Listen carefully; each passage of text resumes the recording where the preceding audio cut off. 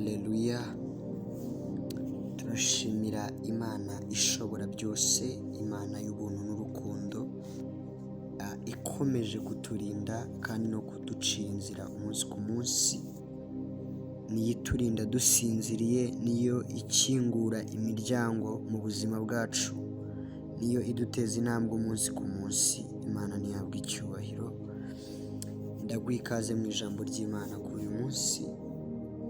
Tugiye kuganira ku mimaro idasanzwe cyangwa se ku bintu bitandukanye ijambo ry'Imana rishobora gukora mu buzima bw'umukristo cyangwa uwizera wese. Mbere na mbere, ijambo ry'Imana rizana umucyo mu buzima bw'umuntu.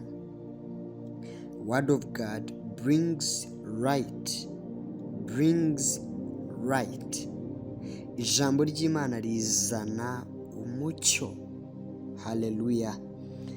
Iyo usomye igitabo cya Zaburi igice cy'119 umurongo w'105, Bibiliya iravuga ngo ijambo ryawe ni itabaza ry'ibirenge byanjye, ni umucyo umurikira inzira yanjye. So ijambo ry'Imana riramurika, rigakesha imitima, rigakesha ibitekerezo, hanyuma rigahishura ukuri. Do you remember? Bibiliya iravuga ngo ukuri nimukumenya muzabaturwa. Kandi Bibiliya ikavuga, Kristo ubwe yihamya akavuga ngo ni njye nzira n'ukuri n'ubugingo. Iyo wamenye Kristo uba wumvishe ijambo rye, hanyuma ukizeza umutima, akanwa kawe ukagakoresha watura. Ikikwemeza ko ugomba rero kwatuza akanwa ni ukuba wamenye ukuri ukeneye kukudekarara mu buzima bwawe. That is it. So, iyo ukuri kubonetse rero, umuntu asohoka mu isi y'umwijima, umuntu asohoka mu isi y'urujijo.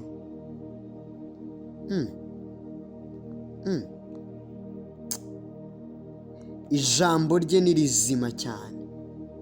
Ijambo rye ntabwo risanzwe. Yohana mu gice cya 8 umurongo wa 31 kugeza kwa 32. Haleluya.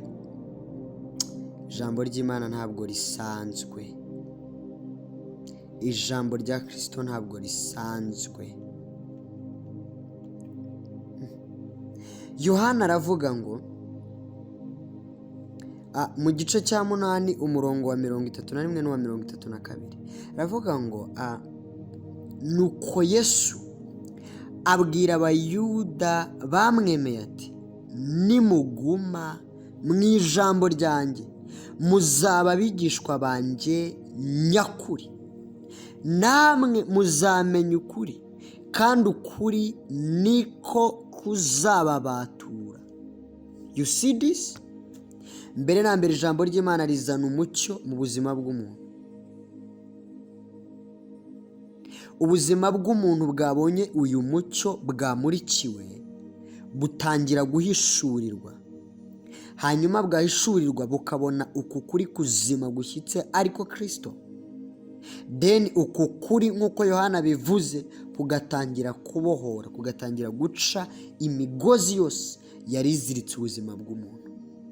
Haleluya. Number 2, icya kabiri, ijambo ry'Imana ni amazi. Ijambo rya Kristo ni amazi. Urwandiko Pawulo yandikiye Abefeso igice cya 5 umurongo wa 25 kugeza kwa 27. Haleluya. Pawulo yandikira Abefeso igice cya 5 umurongo wa 25 kugeza kwa 27. Biravuga ngo, bagabo mukunde abagore banyu nk'uko Kristo yakunze itorero akaryitangira, none aryeze amaze kuryogesha amazi n'ijambo rye, aryishyire rifite ubwiza, ridafite ikizinga cyangwa umunkanyari cyangwa ikintu cyose gisa gityo, ahubwo ngo ribe iryera ridafite inenge. Do you see? Ijambo rya Kristo iyo rigeze mu buzima bw'umukristo, ritangira kumusunika, ritangira kumukesha, ritangira kumwoza, rikeza kandi rigatanga umucyo udasanzwe, gucya kudasanzwe. Kristo yakunze itorero, arangije afata icyemezo cyo kuryeza. Ndibuka Bibiliya avuga ngo inzu yanjye ni mwebwe. So nimba Kristo asobanura ko ari njye nawe nzuze, nje nawe Kristo ahamya ko turi inzuze. Kandi haleluya, itorero, umubiri wa Kristo ukwiye guhora wezwa buri munsi, kandi ukezwa mu buryo bushyitse.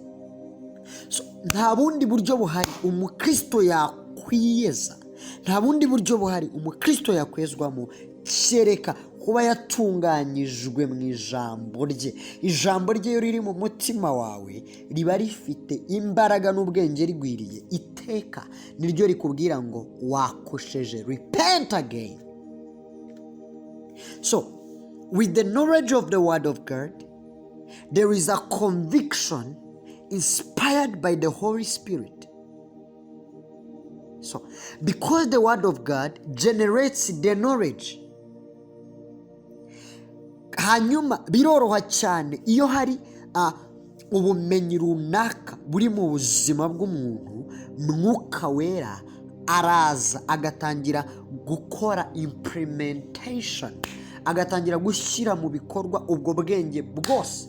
Kuko ushobora kugira knowledge cyangwa se ubwenge n'ubumenyi bw'ibyanditswe, ariko ukabura Mwuka Wera, like supporting power, ukabura imbaraga zishyigikira bya bindi bikurimo, then you fail. You remember, ushobora kuba ufite talent ariko ukabura supporters. So talent without supporters cannot survive, because out there is competition. So ingano y'abagushyigikiye, imbaraga no gukomera kw'ibigufasha amaboko bigeneratinga umusaruro munini kuri wowe nk'umuntu uri individual. What does it mean?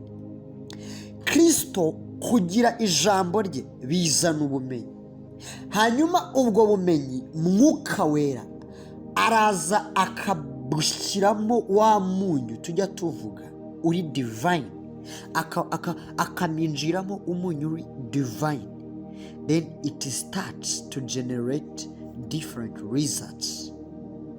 Hallelujah. Ndakwifuriza gutunga iri jambo rye ribe mu buzima bwawe, rihaze umutima wawe, rikubake bidasanzwe, kuko Uwiteka ni mwiza kandi ni mwiza ibihe byose. Mwami Yesu, turagushimye kubw'uyu munsi, turagushimye kubw'ijambo ryawe, turagushimye kubw'ineza yawe. Urakoze guhishura ubuntu budasanzwe, guhishura iyi neza idasanzwe mu ijambo ryawe. Dukomeze none n'iteka ryose mu izina rya Yesu Kristo. Amen.